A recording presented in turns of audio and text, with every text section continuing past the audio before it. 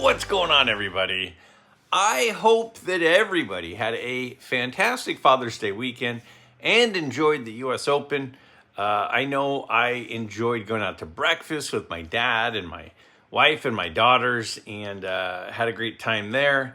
And then just kind of relaxed a little bit, closing out the weekend. But hey, when you're on summer break, every day is a weekend.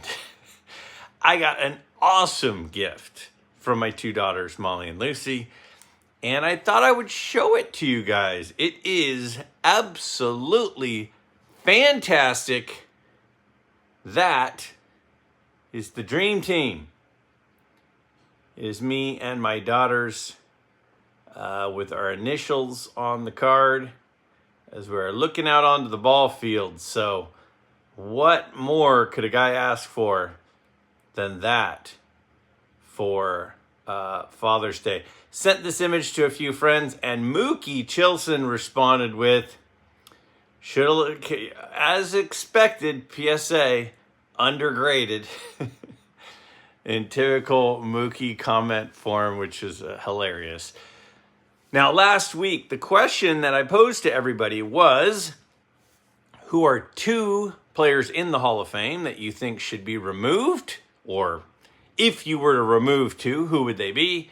And then what two players that are not in the Hall of Fame would you add? Now, part of the reason for this is a lot of people have been asking, and talking about, well, with the whole Pete Rose and Shoeless Joe Jackson thing now that they're back to being eligible to, with their bans being lifted, should they be in the Hall of Fame? Lots of opinions one way and the other for that. But it's become a really complicated topic. I mean, when you think about the Hall of Fame, you got the steroid era thing, which we'll be talking about. You've got the whole guys that were banned but are no longer banned thing. You have the accumulators, the players that played for a long time and compiled a lot of stats. And then you have guys with shorter careers but were kind of dominant while they played. It's not as simple as you might think.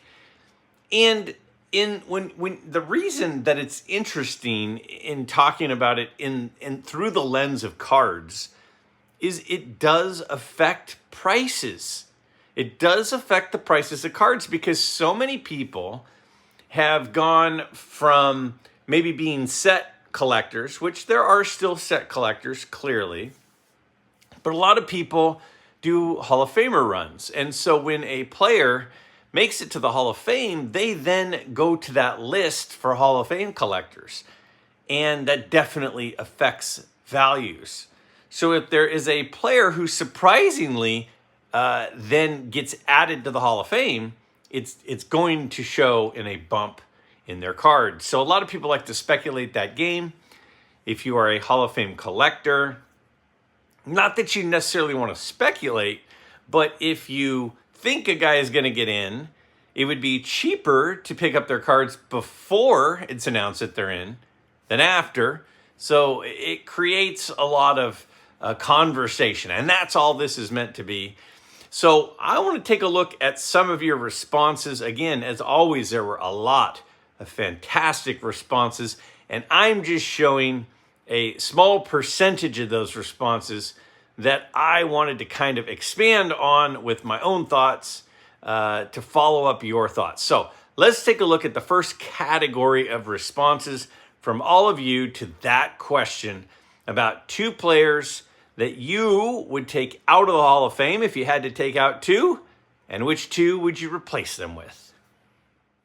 Some said the steroid thing is complicated.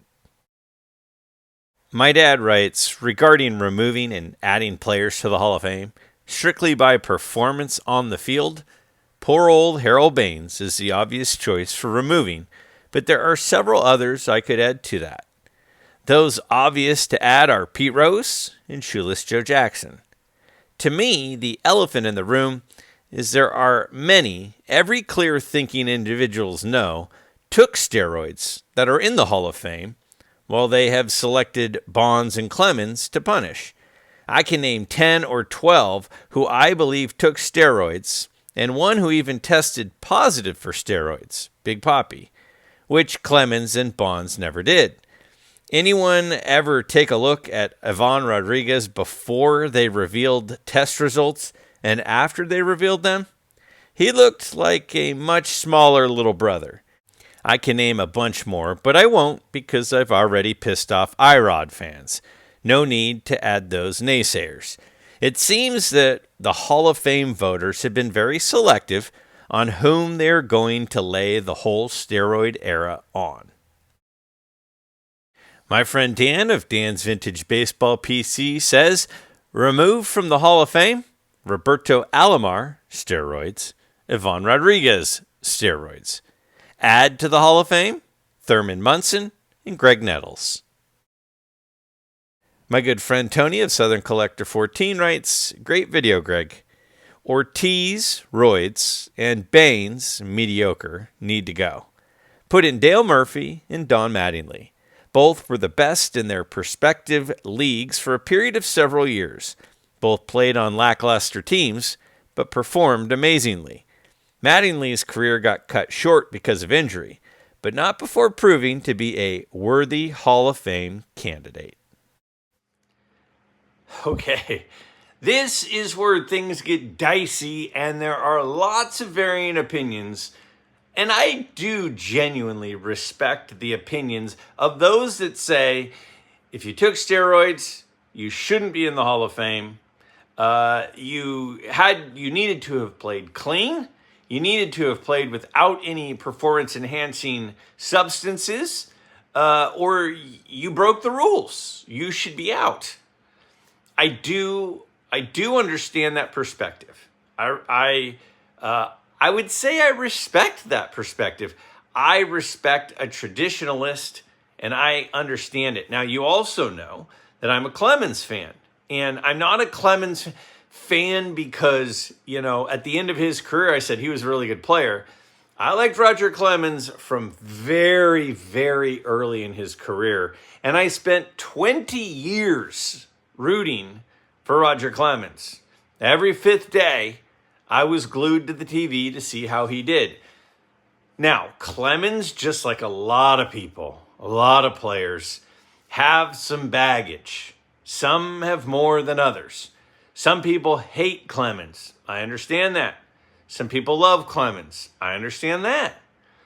And, whether you're a Barry Bonds fan or you hate Barry Bonds, there are people watching this right now that hate Barry Bonds.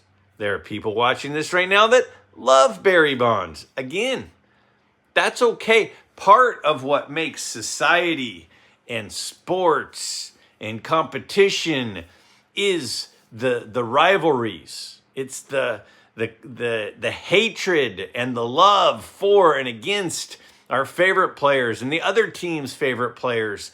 There are players that just played against my team that I don't like, that if they were on my team, I would love them. Even coaches. Harbaugh was the 49er coach for a few years. Loved him. Loved Harbaugh. But the whole time I loved Harbaugh, I'm like, man, if you're not a 49er fan, you got to hate this guy. You've got to hate him. It's the same thing with players. And so I do respect that. Now, the question I guess that I have is, if you believe that only players that didn't do performance-enhancing drugs make the Hall of Fame, how do we justify that with the fact that there are players in the Hall of Fame who took performance-enhancing drugs? There is zero doubt. It is not even debatable that there are people in the Hall of Fame who took performance-enhancing drugs. So how does that work? How do we justify that? Do those players, they're in. It's not like they're going to remove them. A lot of the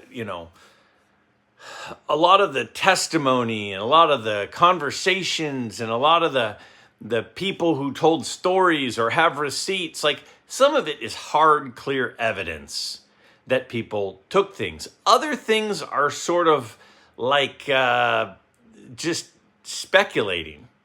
Now, there are people who tested positive. There are people who didn't test positive. And I live in a country where you are innocent until proven guilty. And proof is a lot different than hearsay. And so I hope that someday, if anything ever happens, that when people are judging me, that they would at least look at the facts. And sometimes there are facts, and sometimes there are statements, and sometimes there are opinions, and sometimes who the statement comes from matters more than others. Now, I do think a lot of the guys that are on the lists did stuff. I don't doubt that. But some people maybe just weren't told on. Some people, maybe there aren't receipts. Some people, the place that they got their performance-enhancing substances didn't come forward and tell everyone about it. That doesn't make them innocent. So it's tough to know who did and who didn't. And it's tough when some people carry the weight of everyone, when there are people who did it that are in the Hall of Fame. When the Hall of Fame decided to put in David Ortiz on the first ballot, now, again, keep in mind, Cy Young is a second ballot Hall of Famer. Tris Speaker is a second ballot Hall of Famer. Yogi Berra is a second ballot Hall of Famer. There are a lot of some of the all-time greats that did not get in on their first ballot. David Ortiz got in on his first ballot, and David Ortiz is on lists of people who tested positive before there were the whole punishments for testing positive. Now, I know a lot of people are saying, Greg, I can't believe it. It's not about that. It's kind of about that. It's kind of a thing where if somebody tested positive but made the Hall of Fame, and there are other people being prevented from making the Hall of Fame because people think they took it, even though they didn't test positive, because somebody said they supplied them, I don't know how that works. I don't know how those two things fit. Again, my personal opinion is that I think, this is just Greg, this doesn't mean I'm right or wrong. I mean, some of you are saying, no, you're wrong, and some are saying, no, you're right. I think the best players in each era should be in the Hall of Fame. There are people who have sketchy pasts in the Hall of Fame. There are people who took substances who are in the Hall of Fame. There are people who used some foreign agents while playing that are in the Hall of Fame. And we'll talk about that in a minute. So I don't know what the right or wrong answer is. I know that if Roger Clemens' career ended before he ever allegedly took something, I think he's probably a Hall of Famer. I think if Barry Bonds' career ended before he ever allegedly took something, then I think he's in the Hall of Fame. And some people say, but they did take something, so they don't belong in the Hall of Fame. And I do, again, respect that. But then what about the people who took things that are? Look at the stats. Now, my dad pointed out Ivan Rodriguez. Look at Ivan Rodriguez's stats before versus after when the testing policy went into effect. Completely different player. His power numbers went down. His batting average went down. And some people will say he's a catcher. He was in the twilight of his career. Okay. There are a lot of guys beyond just ones that tested positive that certainly took substances. And it makes it, I have a hard time, for me, that there's any sort of justice when you have some people who took stuff that got in, but just nobody ratted them out. Now I know I've got rotten tomato coming at me from all angles right now, and some people agree with me and some people don't. I'm not looking for all of you to agree with me. I'm okay with people disagreeing with me. I guess the thing that I want most is I want consistency and I want justice. And when we don't know all the facts, it's tough that some people are held accountable and other people weren't. And it's a really difficult topic, and I don't know what the right method is on handling it, but I don't really feel like how it's being handled right now, where some people got in, even if they tested positive, and some people are not. I don't know how that's fair. What about other character and cheating issues? This first one says, number 1, Gaylord Perry. The man is a cheater and deserves to be kicked out. Number 2, any player the veteran committee decided to put in the Hall of Fame. Players are the worst evaluators. To put in, number 1, Curt Flood. The man sacrificed his career to get free agency for players in MLB. Sometimes your off-the-field actions should be taken into consideration. Number 2, Thurman Munson. I've got to believe, had he lived and played a full career in Major League Baseball, he would be in the Hall of Fame. And my buddy from a newer channel, Nerding Out with Cards, says, oh boy, Greg, first, I do not believe I am qualified to say someone shouldn't be in the Hall of Fame that already is in. I do know there are people that bet on baseball that are in while others are not. The Hall has a moral clause, but Cap Anson and Mountain Landis are in, but a Curt Schilling is not. MLB's exempt list has kept people out, but Roberto Alomar has not been excommunicated from the Hall.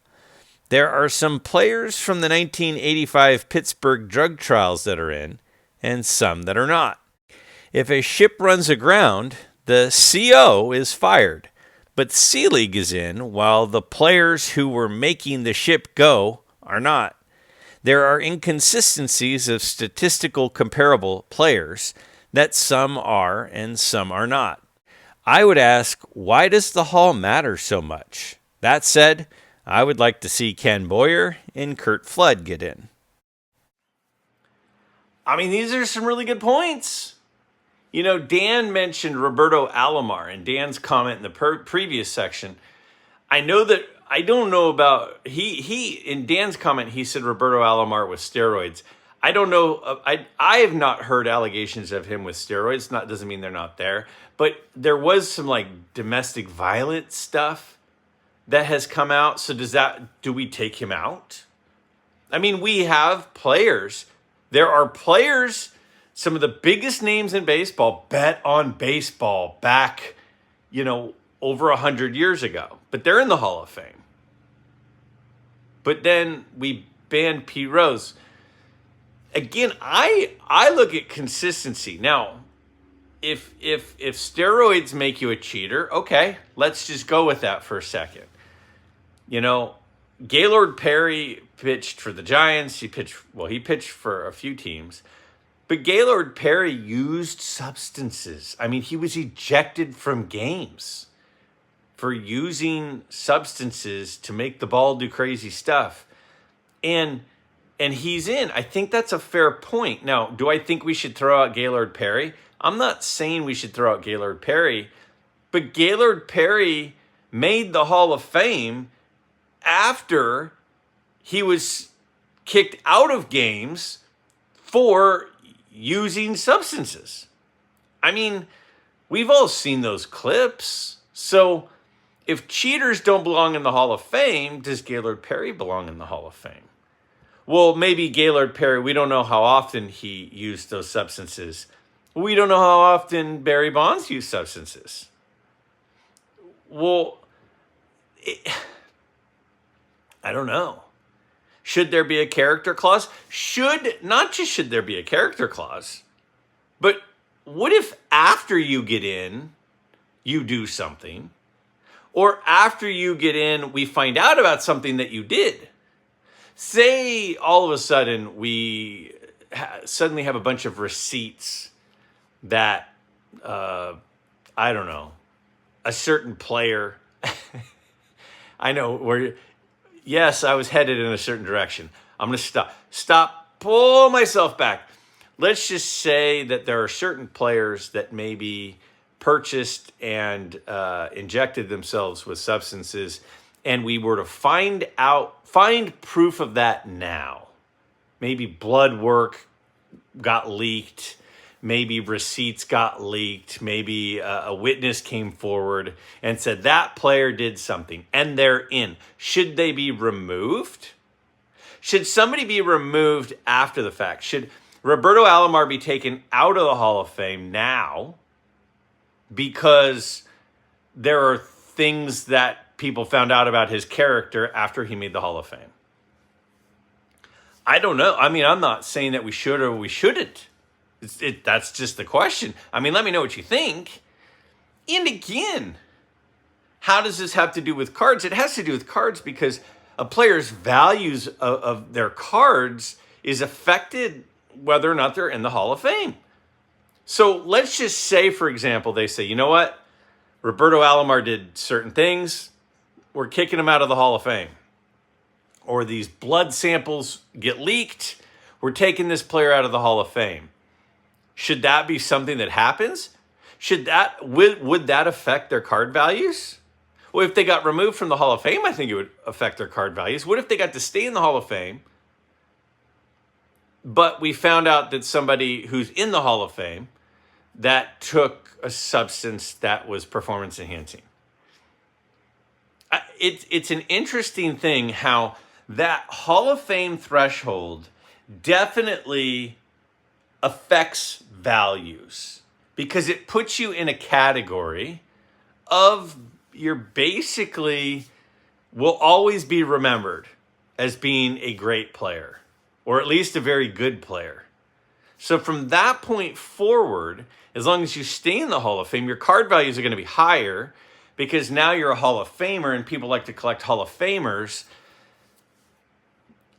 I think that it's an interesting concept that we have people in the Hall of Fame who bet on baseball.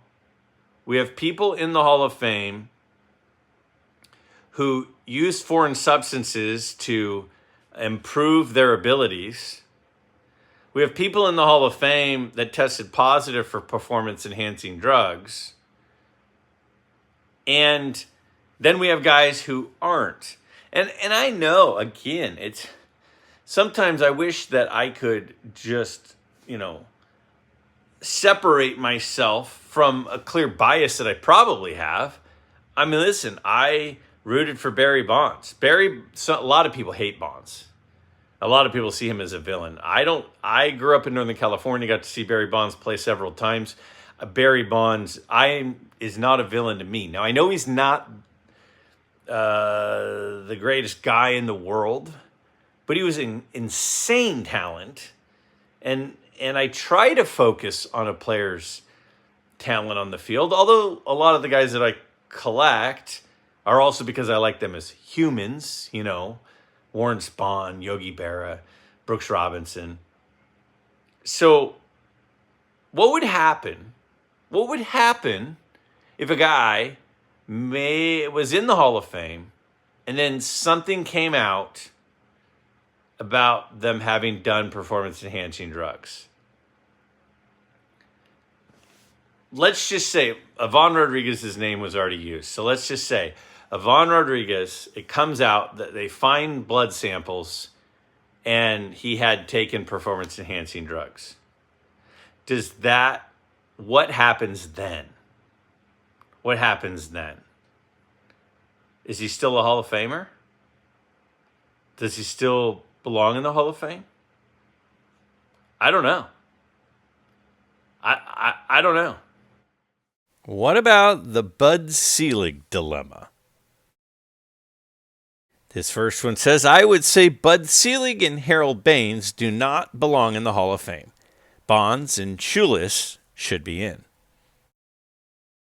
John of 3D80's Kid says the first person I would remove from the Hall of Fame would be Bud Selig. He gets credited with saving baseball while knowingly watching the players roid up, while now all of those players are barred from entry. As a contributor to the sport, in fact, all of the sports, I would replace him with Curt Flood. He took on the corrupt system known as the Reserve Clause at great personal sacrifice and helped to pave the way for player empowerment, not just for baseball, but for all major team sports. The most head-scratching Hall of Fame player I have collected so far is Rick Farrell. Yes, he made a few All-Star games as the third best catcher in the AL, behind Bill Dickey and Mickey Cochran. But it was a massive drop from those two to Farrell. I'd even say that his brother was one of the best hitting pitchers of all time and was a better hitter than he was. I would replace him with Thurman Munson, who made just as many All-Star games, but most of them as his league's best catcher. He won an MVP and was high in the vote tally for much of his career. I would hope that the Eras Committee will finally rectify the situation after Buster Posey gets elected by the writers with a very similar career. So, how is Bud Selig in, but Barry Bonds isn't? And people say, wait, well, it's obvious, Greg. It's obvious. Barry Bonds cheated. Bud Selig didn't. That's how Bud Selig is in the Hall of Fame and Barry Bonds isn't.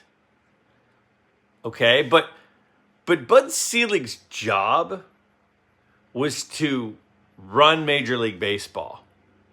And under his watch, there was the most rampant performance-enhancing drug usage in the history of the game,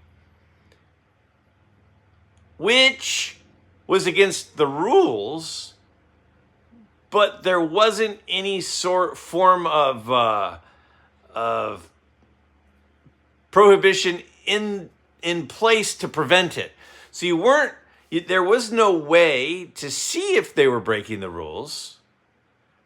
He just kind of let them break the rules because baseball was in a bad spot and it was getting lots of attention, becoming popular again, especially after the strike. So he sort of looked the other way while people took performance-enhancing drugs. Then he gets into the Hall of Fame, but all the other people who he looked the other way about don't get to go in. I mean, the CEO of the company gets all the fame and fortune when all of the people below him, all of his middle management, they knowingly were doing something against the rules. Isn't the whole point of managing something to make sure that everyone under you are doing things a certain way? I mean, you could make the argument that the worst commissioner in the history of baseball is Bud Selig. In fact, I don't know how you make the argument that he's not the worst commissioner in the history of baseball. How is he not the worst commissioner in the history of the game, but he's in the Hall of Fame? And all the superstars during his watch aren't. How does that make any sense? How does that make any sense? So a lot of people mention Bud Selig as a person who shouldn't be in the Hall of Fame. Now, you could also make the argument of, okay, well, the speed limit is 70 miles an hour, but we don't pull anyone over. We don't have any radar detection. We don't have any monitoring system. We have no accountability system. And people are driving 100 miles an hour all over the roads. And then 5 years later, we send out tickets. I mean, technically, they broke the rules. But if the people in charge, if the law enforcement never actually had any sort of system in place to hold you accountable or inform anyone that there was a violation,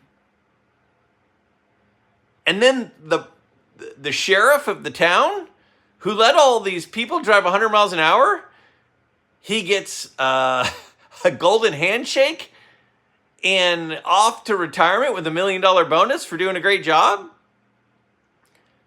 It doesn't make sense to me. That does not make any sense to me. And short career guys need love, right? This first one says, great video, Greg. You always do a great job, as always, and presenting both sides while even catching your bias along the way. 2 to remove from the Hall of Fame, Harold Baines and Jack Morris. Replace them with Lefty O'Doul, 6th in career batting average. Everyone else in the top 10 is in. World Series champ, 2 batting titles, 3rd in hits all time for a single season, and Thurman Munson. I'm sure his case will be made. Dark horse who I hope gets in at some point, Dwight Evans. My buddy Keith at Lonely Basement Baseball Card says, appreciate the shout out, Greg. Who doesn't get excited by an 87 tops Mattingly? Hall of Fame? Mazeroski out for obvious reasons. Munson in. Baines out for obvious reasons. Donnie Baseball in. Okay, so this is a question that I think that is to me maybe the most interesting conversation or topic within any Hall of Fame, whether it be football, baseball, basketball. What is more important, being a superstar, an absolute superstar, or being an all-star or a really good player for a really long period of time? If you were to ask me, and I know a bunch of people are going to get pissed at what I'm about to say. There are a lot of people that are going to be mad. So get your rotten fruit ready to throw at the screen. If you asked me who the greatest running back was that I ever saw, without any question, it's Barry Sanders. Barry Sanders was a freak, and his team was awful. I mean, they were not good, but he was freakishly good. Imagine if Barry Sanders played for the Cowboys during his career. Do you think Emmitt Smith would have the career highlights of Barry Sanders if Emmitt Smith played on the Lions? And what do you think Barry Sanders' numbers would be if he played for the Cowboys instead of Emmitt Smith? See, Emmitt Smith played for a long time. Remember how he went over to the Cardinals for the last few years and hung on to just add some stats? I mean, Barry Sanders is better than Emmitt Smith. Barry Sanders, again, get the rotten fruit ready, because if you didn't just throw it, you're going to throw it now.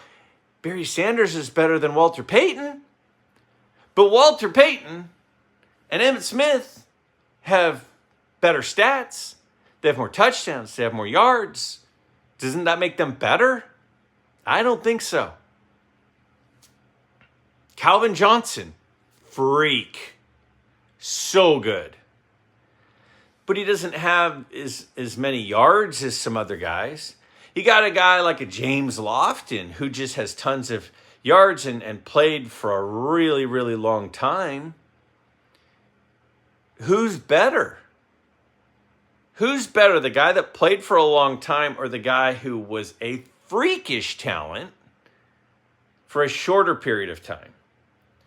See, to me, a guy like a Thurman Munson was pretty much as good as anybody at his position. Again, I know there are some people going, well, at least in the American League, for several years, but he didn't play as long. Well, he's also a catcher, and he also died in a plane crash. You have Don Mattingly, who battled injuries, but was like an absolute superstar on a not particularly amazing Yankee team at the time. So does Mattingly not deserve to get in because his career was shorter? See, I look at it more as the guy who was incredible for 8 to 10 years, for me, is better than the guy who was good for 23 years. I mean, Don Mattingly was really, Dale Murphy too was mentioned by a couple of people. Dale Murphy was really good. I mean, he's like back-to-back MVPs. How many MVPs does Harold Baines have? But if you just knock out 150, 160 hits, many years as a DH, just compiling, 70 RBIs one year, 76 RBIs another year, and you compile. Does that make you better than the guy who was a superstar for a shorter period of time? I mean, when you say who's the best pitcher of all time, I think Sandy Koufax is in the conversation. But, I mean, what does Cy Young have twice as many wins? Does that mean Cy Young's twice as good? I mean, Cy Young pitched forever. Does that make him better than Pedro Martinez? For me, it's not about how long you played. It's about the impact that you made while you played. Now, sure, you can't just be an amazing talent for 4 years and then fall off the face of the earth. But there's a big difference between being a really good player, a superstar, for 9 or 10 years, or 3 or 4. There are a lot of guys that were really good for 3 or 4 years. There are not that many guys that were really good for 8 to 10 years. I tend to lean toward superstar for 10 years over really good for 20. That's just me. And I know there are people who disagree. But that's where I'm at. Finally, we've got to look out for Mookie. He writes, for next week's question, I would remove Richie Ashburn and Duke Snider from the Baseball Hall of Fame. Then I would wait a month. Then I would buy their rookie cards. Then I would put them both back in the Hall wearing Mets hats. My 49 Bowman set ain't building itself.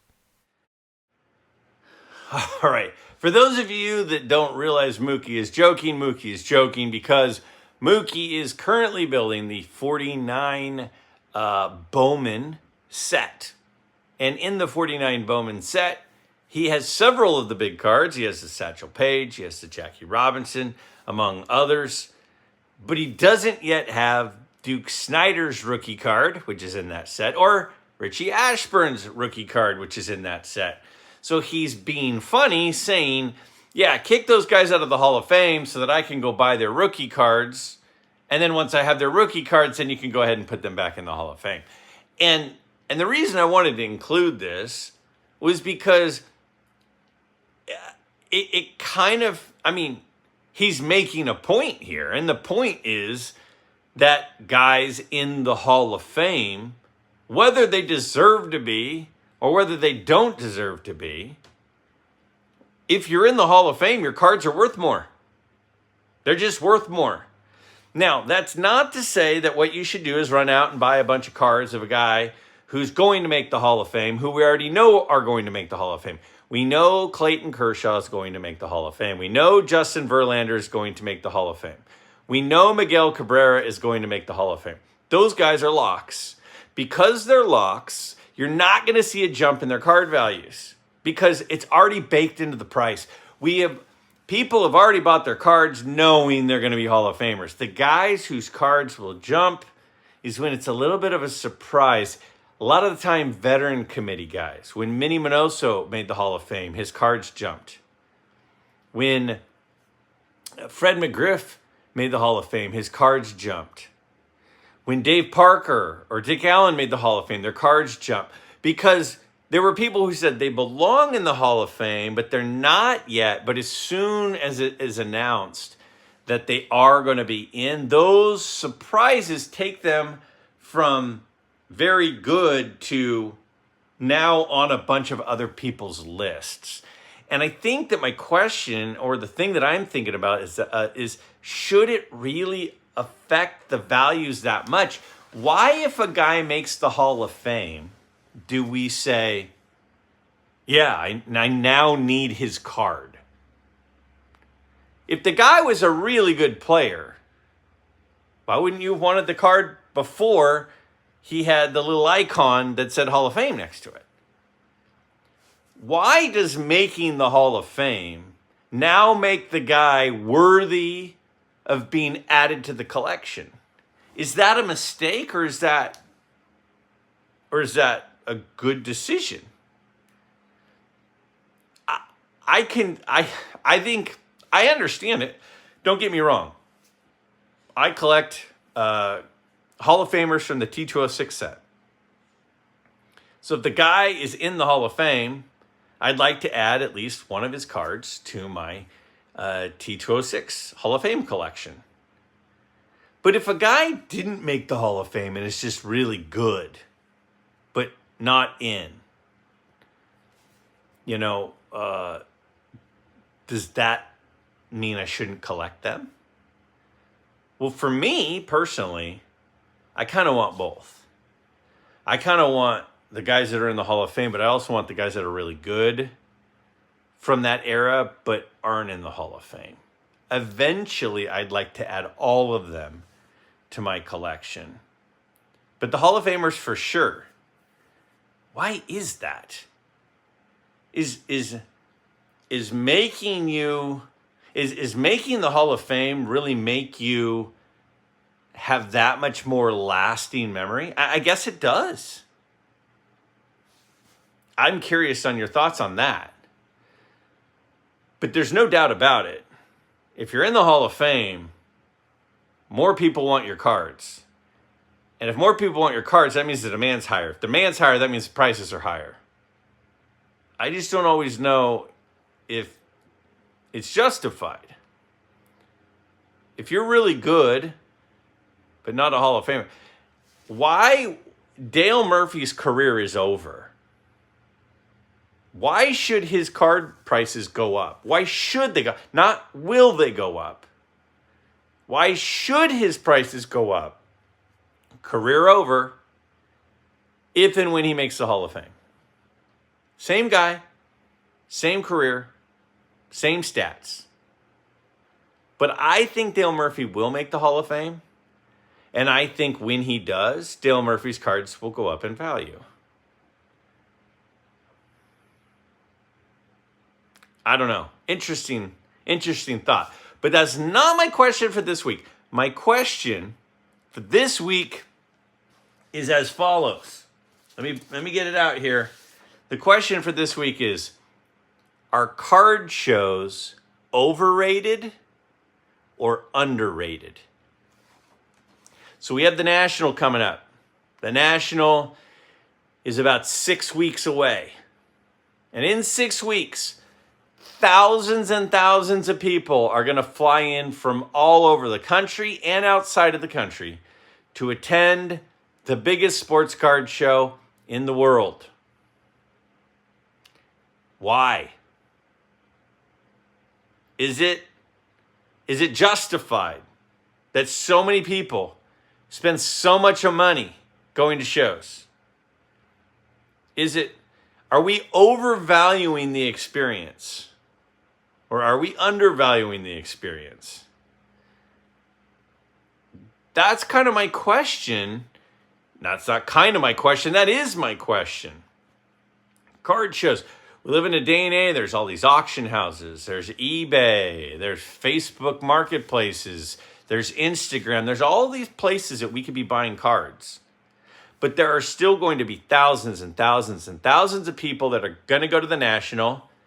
And most people agree that at the National, there's a little bit of a price added in, the national tax, where they're probably asking a little bit more for those cards than maybe they would have if it was a small local show. So is the experience of not just the National, but any card show over or undervalued? I think you could make a strong argument on both sides, and I'm curious on what all of you think about that for us to talk about next week.